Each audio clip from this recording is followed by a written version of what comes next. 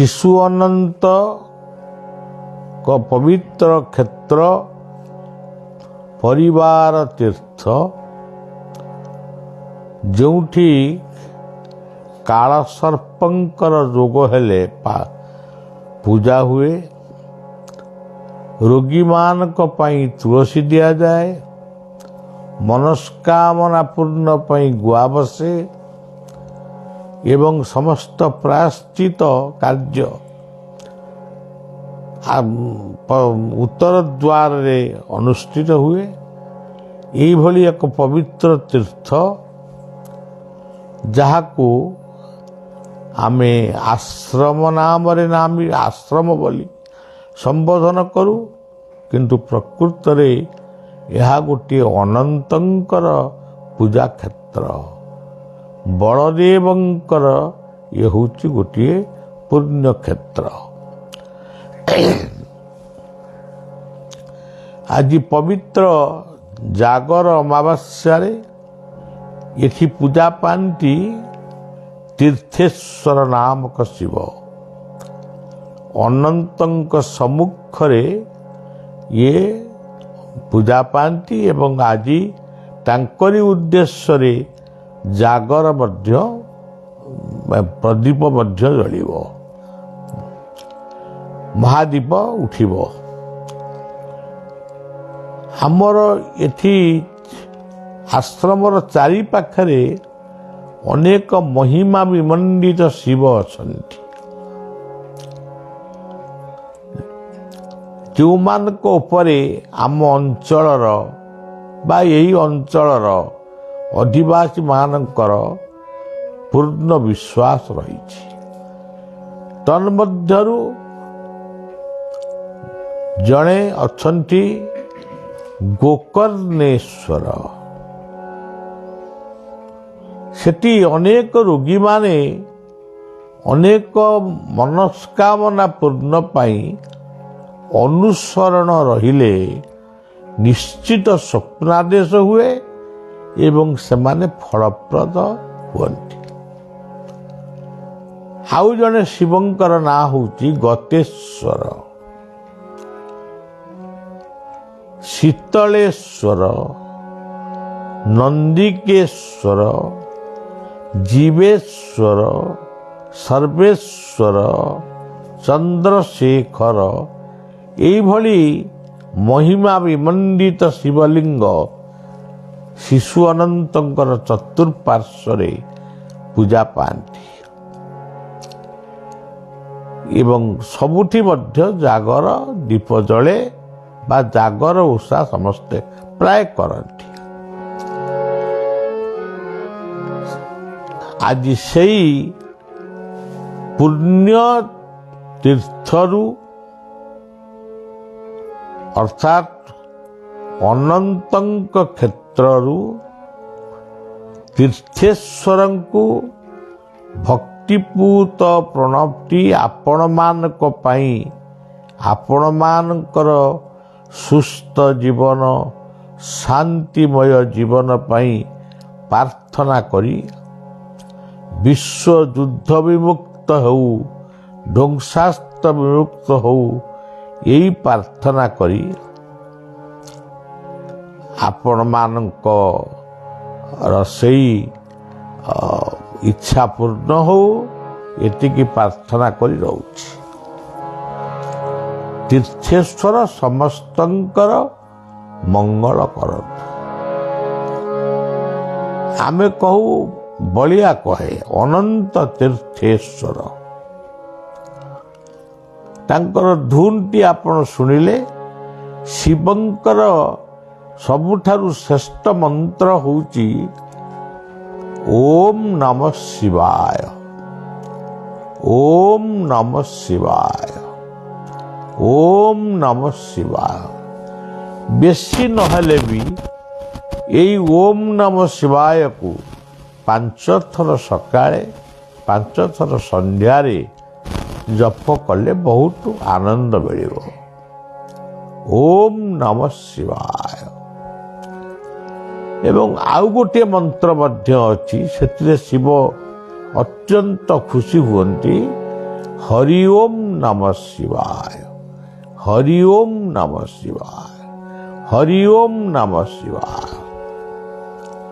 ଏବଂ ଆଉ ଗୋଟିଏ ମନ୍ତ୍ର ବି ଅଛି, ଯୋଉଟା ଯିଏ ଖୁସି ଯାହା ଯିଏ ଯୋଉଟାକୁ ଭଲ ପାଇବ କରିବ। ସତ୍ୟମ୍ ଶିବମ୍ ସୁନ୍ଦରମ୍। ଗୁପ୍ତେଶ୍ୱରଙ୍କ ପାଖକୁ, କୋରାପୁଟ ଜିଲ୍ଲାର ଗୁପ୍ତେଶ୍ୱରଙ୍କ ପାଖକୁ ଆମେ ଯାଇଥିଲୁ। ବଳିଆ ନିଜେ ଚାହିଁଲା ଗୁପ୍ତେଶ୍ୱରଙ୍କୁ ଅଭିଷେକ କରିବ ବୋଲି। ସେଠି ଯିଏ ପୂଜକ ଥିଲେ ବାରଣ କଲେ।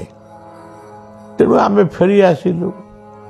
ଗୋଟିଏ ଶିଳାଖଣ୍ଡକୁ ଆମେ ଆମର ଯେଉଁ ଅତିଥି ଭବନ ଥିଲା ସେଇଠି ଆମେ ଅଭିଷେକ କଲୁ। ସେଇଠି ଏଇ ମନ୍ତ୍ରଟି, ଏଇ ଧୁନଟି ଆମ ଭିତରକୁ ଆସିଲା ଏବଂ ଆମେ କିଛି ସମୟ ସେ ଧୁନ କରି ଆନନ୍ଦ ଲାଭ କଲୁ। ଧୁନଟି ହେଉଛି ହେ ସତ୍ୟ ଶିବ ସୁନ୍ଦରମ୍, ହେ ସତ୍ୟ ଶିବ ସୁନ୍ଦରମ୍, ହେ ସତ୍ୟ ଶିବ ସୁନ୍ଦରମ୍, ହେ ସତ୍ୟ ଶିବ ସୁନ୍ଦରମ୍, ସତ୍ୟମ୍ ଶିବମ୍ ସୁନ୍ଦରମ୍, ସତ୍ୟମ୍ ଶିବମ୍ ସୁନ୍ଦରମ୍, ସତ୍ୟମ୍ ଶିବମ୍, ସୁନ୍ଦରମ୍, ହେ ସତ୍ୟ ଶିବ ସୁନ୍ଦରମ୍, ହେ ସତ୍ୟ ଶିବ ସୁନ୍ଦରମ୍, ହେ ସତ୍ୟ ଶିବ ସୁନ୍ଦରମ୍, ହେ ସତ୍ୟ ଶିବ ସୁନ୍ଦରମ୍, ହେ ସତ୍ୟ ଶିବ ସୁନ୍ଦରମ୍, ହେ ସତ୍ୟ ଶିବ ସୁନ୍ଦରମ୍, ସତ୍ୟମ୍ ଶିବମ୍ ସୁନ୍ଦରମ୍, ସତ୍ୟମ୍ ଶିବମ୍ ସୁନ୍ଦରମ୍, ହେ ସତ୍ୟ ଶିବ ସୁନ୍ଦରମ୍, ହେ ସତ୍ୟ ଶିବ ସୁନ୍ଦରମ୍, ହେ ସତ୍ୟ ଶିବ ସୁନ୍ଦରମ୍, ସତ୍ୟମ୍ ଶିବମ୍ ସୁନ୍ଦରମ୍,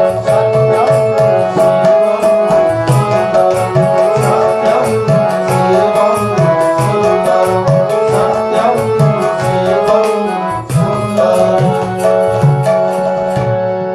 ତେଣୁ ଆଜି ପବିତ୍ର ଜାଗର। ଜାଗର ଶବ୍ଦର ଅର୍ଥ ହେଉଛି ଉଜାଗର। ବାହ୍ୟ ମତରେ ଆମେ କହିବୁ ଉଜାଗର ମାନେ ରାତି ପାଇବା ପର୍ଯ୍ୟନ୍ତ ଅନିଦ୍ରା ହେଇ ଦୀପ ଜାଳିବା। ଆମର ଅନେକ ସ୍ଥାନରେ ବାରିପଦା, ମୟୂରଭଞ୍ଜ ଜିଲ୍ଲା ବାରିପଦାର ଅନନ୍ତ ଯୋଗେଶ୍ୱରଙ୍କ ଆଶ୍ରମରେ ଆଜି ଶହ ଶହ ଲୋକ ସନ୍ଧ୍ୟାରୁ ସକାଳ ପର୍ଯ୍ୟନ୍ତ ଦୀପ ପ୍ରଜ୍ୱଳନ କରନ୍ତି। ଏଇଟା ମୟୂରଭଞ୍ଜ ଜିଲ୍ଲାର ଗୋଟେ ସଂସ୍କୃତି। କିନ୍ତୁ ଆମ ଏ ପାଖରେ ସେ କଥା ନାହିଁ। କିନ୍ତୁ ଦୀପ ପ୍ରଜ୍ୱଳନ ଏହା ନିଶ୍ଚିତ ଭାବରେ ହେବ। ଉଜାଗର କହିଲେ କେବଳ ରାତ୍ରି ଯାପନ ନୁହେଁ। ଉଜାଗର ଶବ୍ଦର ପ୍ରକୃତ ଅର୍ଥ ହେଉଛି କନସସନେସ୍ ଅଫ୍ ମାଇଣ୍ଡ। ଆମ ମସ୍ତିଷ୍କର ଚେତନା ହେଉଛି ଉଜାଗର। ଆମେ ଭାବୁ ରାତିଯାକ ଦୀପ ଜାଳିଲେ, ତେବେ ରାତିଯାକ ଦୀପ ଜାଳିଲେ ସେଇଗୁଡ଼ାକ ହେଇଗଲା ଶିବଙ୍କ ଉପାସନା। ଗୋଟିଏ ରାତି ଦୀପ ଜାଳି ଆଉ ଅନେକ ରାତି ଯଦି ତମେ ଅନକନସିୟସନେସ୍ ବା ଅଜ୍ଞତାକୁ ଯଦି ଆମନ୍ତ୍ରଣ କଲ, ଅଜ୍ଞତା ଭିତରେ ଚାଲିଲ, ତାହେଲେ ଗୋଟିଏ ସନ୍ଧ୍ୟାରୁ ଗୋଟିଏ ସକାଳ ପର୍ଯ୍ୟନ୍ତ ଦୀପ ପ୍ରଜ୍ୱଳନ କରିବାର ମାନେ କିଛି ହେବ ନାହିଁ।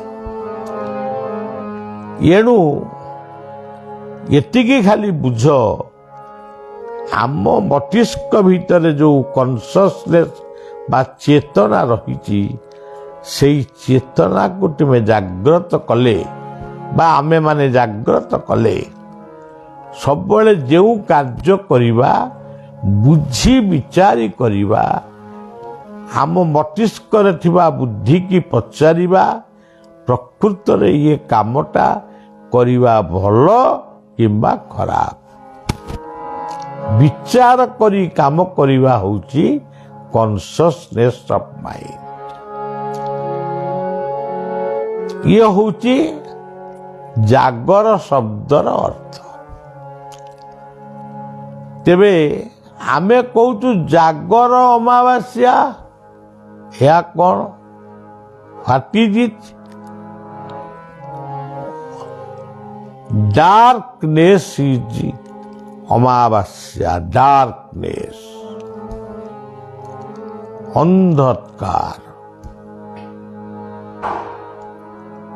এই ଅନ୍ଧକାର ଭିତରେ କ'ଣ ଜଳୁଛି? କ୍ୟାଣ୍ଡେଲ, ଯାହାକୁ ଆମେ କହୁଛୁ ଦୀପ ବା light. Darkness and candle in darkness, it is ଜାଗର ଅମାବାସ୍ୟା। ଜାଗର ଅମାବାସ୍ୟା। ତେବେ ଶିବ ଯଦି ଏଇଆ ହେଲେ, ପାର୍ବତୀ କିଏ?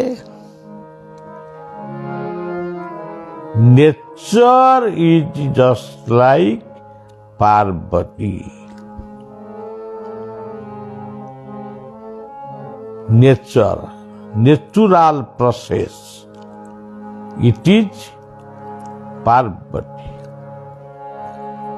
ପ୍ରକୃତି ରୂପିଣୀ ମା ହେଉଛନ୍ତି ପାର୍ବତୀଙ୍କର ରୂପ। ଆମେ କହୁଛୁ ପାର୍ବତୀ। ତେବେ ହୁଇଜ୍ ଶିବ? ଆମେ ଭାବୁଛୁ କ'ଣ Shiva is the brother of Vishnu, brother of Brahma. ଏହା ପୌରାଣିକ ଉପାଖ୍ୟାନର କଥା। କିନ୍ତୁ ତତ୍ତ୍ୱ ମତରେ ବୁଝିଲେ ଶିବ କିଏ? ଯିଏ ଶିବ ସେ ବିଷ୍ଣୁ, ସେ Brahma. Shiva is the ଅଲମାଇଟ୍, unseen power. Parvati is nature ବା ନେଚୁରାଲ ପ୍ରସେସ। ଏହି ଶିବ ପାର୍ବତୀଙ୍କର ଦର୍ଶନରେ ସମଗ୍ର ପୃଥିବୀ ଚାଲିଛି। ଖାଲି ଭାରତ ନୁହେଁ କିମ୍ବା ହିନ୍ଦୁ ନୁହେଁ, ସମଗ୍ର ପୃଥିବୀ ଚଳଚଞ୍ଚଳ ହେଇ ଉଠିଛି ଶିବ ଓ ପାର୍ବତୀଙ୍କ ପାଇଁ। ଶିବ ହେଉଛନ୍ତି ସେଇ ଅନସିନ୍ ପାୱାର ବା ଅଲମାଇଟ୍ ବା ପାୱାରଫୁଲ ଗ୍ରେଟ୍। ସେ ହେଉଛନ୍ତି କିଏ? ଶିବ। ପାର୍ବତୀ ହେଉଛନ୍ତି ପ୍ରକୃତି। ତେବେ ଆମ ଜୀବନ ଭିତରେ ଶିବଙ୍କର ଚକ୍ର ହେଉଛି ଏଇ ଯୋଉ ରୀଡ୍, କଣ୍ଠ ଚକ୍ର। ଆପଣ କଣ୍ଠ ଚକ୍ରରେ ଶିବଙ୍କୁ ଧ୍ୟାନ କରିପାରିବେ। ହୃଦୟ ଚକ୍ରରେ ବି ଶିବଙ୍କୁ ବିଷ୍ଣୁ ରୂପରେ ଚିନ୍ତନ କରିପାରିବେ। What is Ganesh? Ganesh ji son of Shiva, ଇଏ କଥା ନୁହେଁ। Ganesh is education of life, education of us. It is Ganesh. ଆମର ଶିକ୍ଷା, ଆମର କଲଚର ବା ସଂସ୍କୃତି, ସେ ହେଉଛନ୍ତି ଗଣେଶ ଭଗବାନ।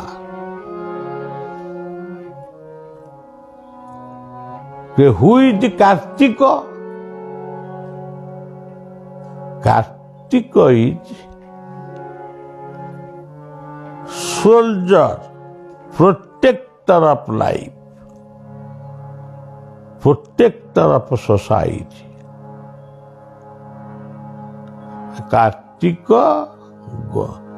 କାର୍ତ୍ତିକ, ଗଣେଶ, ଶିବ, ପାର୍ବତୀ, ତା ମାନେ ସବୁ ଏଇଆ। ଇଏ ତତ୍ତ୍ୱ ମତରେ ଏଇଆ। ପୁରାଣ ମତରେ କାର୍ତ୍ତିକ ଶିବଙ୍କ ବଡ଼ ପୁଅ, ଗଣେଶ ତାଙ୍କ ସାନ ପୁଅ, ପାର୍ବତୀ ତାଙ୍କ ସ୍ତ୍ରୀ, ଇଏ ସବୁ କଥା ପୁରାଣର ଉପାଖ୍ୟାନରେ ବର୍ଣ୍ଣିତ ହେଇଛି। ଉପାଖ୍ୟାନ ସୃଷ୍ଟି ହେଇଛି, ଆମେ ତାକୁ ପଢ଼ିବା କିନ୍ତୁ ତତ୍ଵ ମତରେ ବୁଝିବା। All are in creation, all are in life. Satyam शिवं सुन्दरं सत्यं शिवं सुन्दरं सत्यं शिवं सुन्दरं सत्यं शिवं सुन्दरं हे सत्य शिव सुन्दरं हे सत्य शिव सुन्दरं हे सत्य शिव सुन्दरं हे सत्य शिव सुन्दरं हे सत्य शिव सुन्दरं हे सत्य शिव सुन्दरं हे सत्य शिव सुन्दरं हे सत्य शिव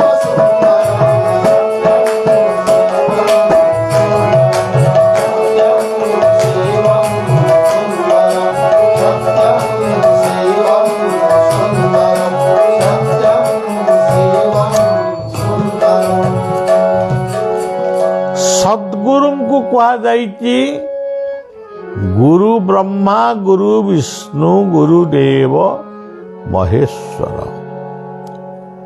ତେଣୁ ଯେଉଁମାନେ ଗୁରୁଙ୍କୁ ପୂଜା କରୁଛନ୍ତି ସେମାନେ ଆଜି ଗୁରୁଙ୍କୁ ଶିବଙ୍କ ରୂପରେ ପୂଜା କରନ୍ତୁ। ଯେଉଁମାନେ ଜାଗର ଓଷା କରୁଛନ୍ତି ଓମ୍ ନମ ଶିବାୟ ମନ୍ତ୍ର ଜପ କରନ୍ତୁ। ଶିବଙ୍କୁ ସମର୍ପଣ କରି ପଣା ପିଅନ୍ତୁ, ଫଳମୂଳ ଖାଆନ୍ତୁ। ରାତିରେ ଜାଗର ଦୀପ ଜାଳି ଆପଣ ଅନ୍ନ ଖାଇପାରନ୍ତି ବା ପରଟା ଖାଇପାରନ୍ତି ବା କୌଣସି ସିଝା ଜିନିଷ ଖାଇପାରିବେ। ପୂର୍ଣ୍ଣ ଉପାସ କରନ୍ତୁ ନାହିଁ।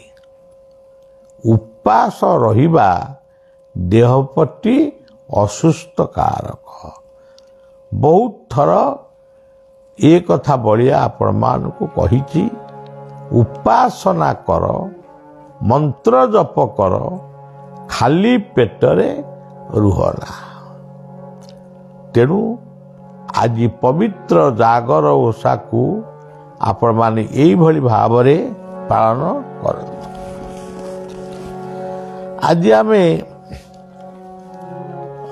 ଆଜି ଜାଗର ଓଷା ସମ୍ପର୍କରେ ବଳିଆ କହିଲା, ତେଣୁ ଅନେକ କଥା ରହିଗଲା,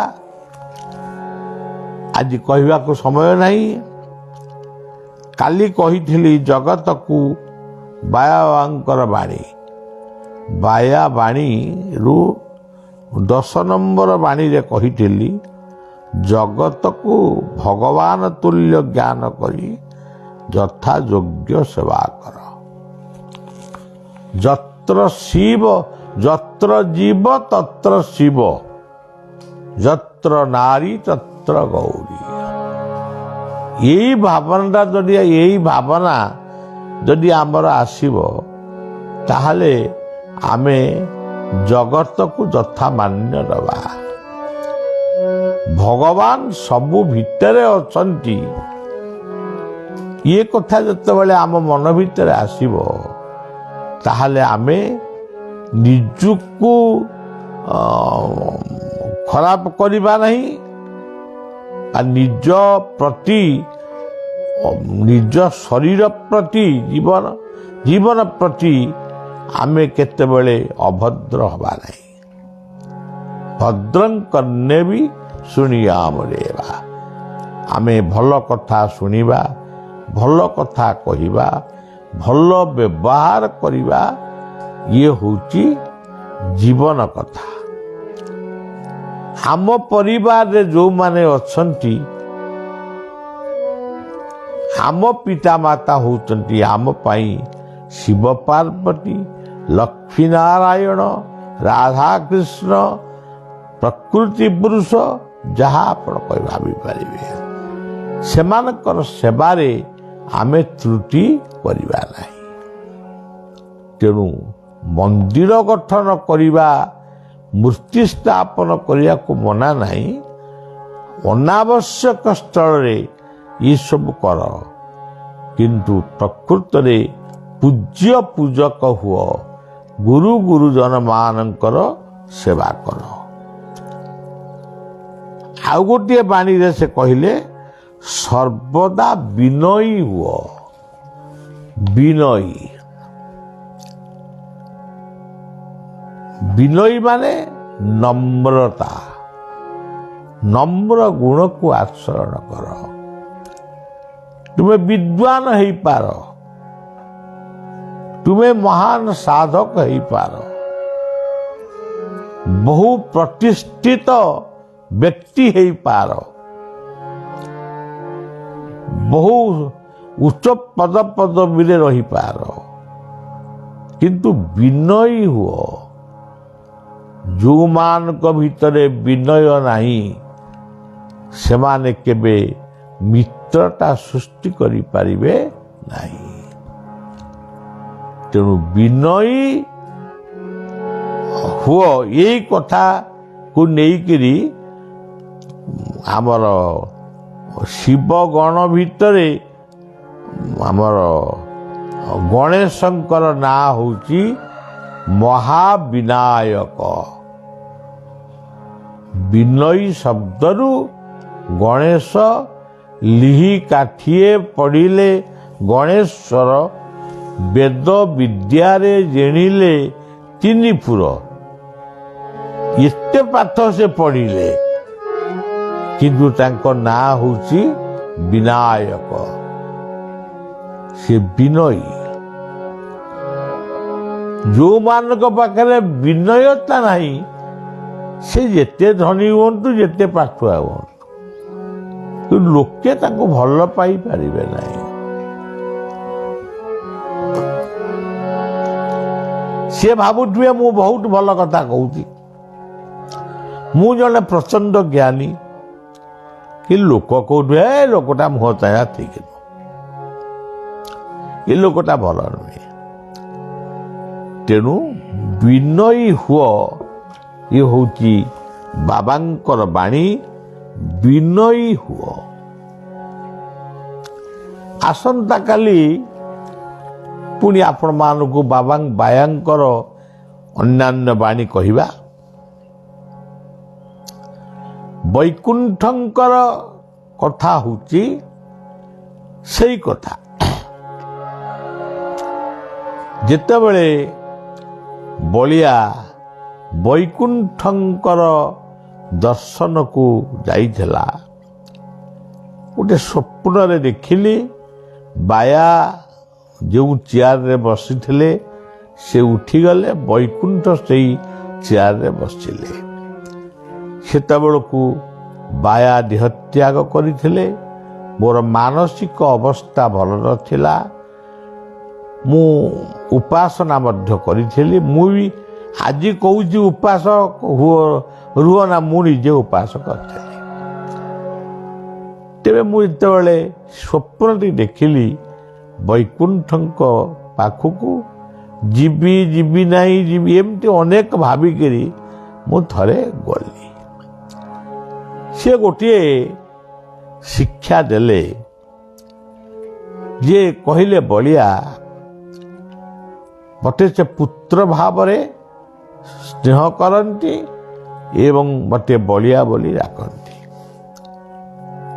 ବଳିଆ ଗୋଟିଏ କଥା ମୁଁ କହୁଛି, ଆଜିର ଶିଷ୍ୟମାନେ, ଆଜିର ଆଶ୍ରିତମାନେ କେହି ଭୁଲକୁ ନେବା ପାଇଁ ଚାହୁଁନାହାନ୍ତି। ସମସ୍ତେ କହୁଛନ୍ତି ଆମେ ଯାହା କରୁଛୁ ଠିକ, ଯାହା କହୁଛୁ ଠିକ, ଯାହା କରିବୁ ଠିକ, ଏଇଭଳି କଥା ସମସ୍ତେ କହୁଛନ୍ତି। ବଳିଆ ପଚାରିଲା, ଆପଣ କ'ଣ କହୁଛନ୍ତି? ସେ ଉତ୍ତର ଦେଲେ, ଯଦି କେହି ଭୁଲ ନେଉନାହାନ୍ତି ତାହେଲେ ମୁଁ ସମସ୍ତଙ୍କର ଭୁଲକୁ ନେଉଛି ଏବଂ ମୁଁ ସମସ୍ତଙ୍କ ପାଇଁ ଭଗବାନଙ୍କ ପାଖରେ ଭୁଲ ମାଗୁଛି। ତେଣୁ ଏଇ ହେଉଛି ଗୁରୁଙ୍କ ଭାଷାର ଗୋଟାଏ ବିନୟର ଭାଷା। ଏଇଭଳି ଭାବରେ ଆମକୁ ମହାପୁରୁଷ ମାନେ, ଯେଉଁ ମହାପୁରୁଷଙ୍କ କଥା ଆପଣ କହିବେ, ସବୁ ମହାପୁରୁଷ ମାନଙ୍କର ଗୋଟିଏ ପ୍ରକାର ବାଣୀ ବା ଗୋଟିଏ କଥା, ଅହଙ୍କାରୀ ହୁଅ ନା, ଅଭିମାନୀ ହୁଅ ନା, କ୍ରୋଧକୁ ବର୍ଜନ କର, କ୍ରୋଧକୁ ଶାନ୍ତ କର, ଈର୍ଷାନ୍ୱିତ ହୁଅ ନା, ପରଶ୍ରୀ କାତରତା ହୁଅ ନା। ଏ ହେଉଛି ପ୍ରତିଟି ମହାପୁରୁଷଙ୍କର ବାଣୀ। ମଧୁସୂଦନଙ୍କର ସଙ୍ଗୀତ ଆପଣ ଦେଖିବେ, କେବଳ ଭଲ ପାଇ ଶିଖ, ସେ ସଙ୍ଗୀତରୁ ଏଇ ତତ୍ଵ ମିଳେ। ଠାକୁର ଅଭିରାମଙ୍କର ସଙ୍ଗୀତରୁ ମିଳେ ସବୁବେଳେ ବିପ୍ଳବର କଥା। ସେ ଜଣେ ଏକାଧାରରେ ସ୍ୱାଧୀନତା ସଂଗ୍ରାମୀ ବି ଥିଲେ, ବୈକୁଣ୍ଠ ମଧ୍ୟ ସେଇଆ। ତେଣୁ ସବୁବେଳେ ଆପଣମାନେ ଯେଉଁ ମହାପୁରୁଷଙ୍କର ବାଣୀ ପଢ଼ିବେ ବା ବହି ପଢ଼ିବେ, ସବୁ ଭିତରେ ସେ ଗୋଟିଏ ଶିକ୍ଷା ହେଉଛି ଆମେ ସମସ୍ତେ ଭଲ ମଣିଷ ହେବା, ଭଲ ପରିବାର ଗଠନ କରିବା, ଭଲ ସମାଜ ଗଠନ କରିବା। ଆଜି ଶିବଙ୍କର ଏହି ପବିତ୍ର ଦିନରେ ସେଇ ସତ୍ୟ ଶିବ ସୁନ୍ଦରଙ୍କୁ, ପରମାତ୍ମା ସ୍ୱରୂପୀ ଶିବଙ୍କୁ, ପ୍ରକୃତି ରୂପିଣୀ ମା ପାର୍ବତୀଙ୍କୁ, ବିଦ୍ୟା ରୂପିଣୀ ଗଣେଶଙ୍କୁ, ରକ୍ଷା କର୍ତ୍ତା ରୂପୀ କାର୍ତ୍ତିକଙ୍କୁ ପ୍ରଣାମ ଜଣାଇ ବିଶ୍ୱ ଦେଶ ରାଜ୍ୟ ସବୁ ଭକ୍ତ ଶିଷ୍ୟମାନଙ୍କର ସୁଖ ଶାନ୍ତି ପାଇଁ କାମନା କରି ରହୁଛି। ହରି ଓ ହରି ଓ ହରି ଓ ନମଃ ଶିବାୟ।